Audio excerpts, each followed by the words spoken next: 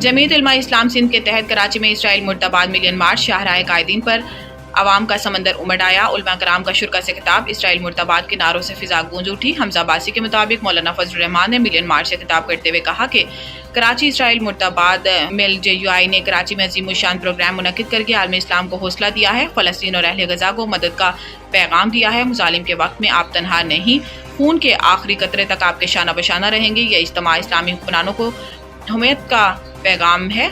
कराची में 1 मिलियन आवाम ने जमा होकर आपको बेदार करने की कोशिश की है। अवामी एहसास दिलाना चाहती है कि आप अपना फ़र्ज़ पूरा करें। फ़लस्तीन में 20,000 बच्चों और 20,000 ख़वातीन की शहादत हुक्मरानों को नहीं जगा सकती, तो आपका ये इज्तिमा भी इन्हें नहीं जगा सकेगा। ये हुक्मरान गैरत से आर हो चुके हैं। उम्मत मुस्लिमा को हुक्मरानों की परवाह किए बिना इसराइल के खिलाफ उठ खड़ा होना होगा। आपने लब्बैक कहकर कराची में तारीख रकम कर दी। गजा के 60,000 अफराद की शहादत भी हुक्मरानों को नहीं जगा सकी। वाज़ेह तौर पर कहना चाहता हूं कि अमेरिका को दुनिया की क़ियादत का हक नहीं चल रहा। जिसके हाथों से इंसानी खून टपक रहा हो, उसे इंसानियत की क़ियादत करने का कोई हक हासिल नहीं है। और हम तो इसलिए उनको ताकतवर नहीं मानते, इसलिए बड़ी कुव्वत नहीं मानते कि कल परसों की बात है, अफगानिस्तान से 20 साल जंग लड़ लड़ कर दुम दबा कर भागा।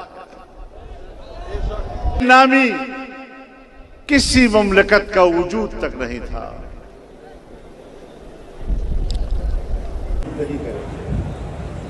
और हम फलस्तीनियों के शाना बशाना हैं। जब इसराइल 48 में बना तो बानी पाकिस्तान ने इसराइल को बरतानिया का नाजायज बच्चा कहा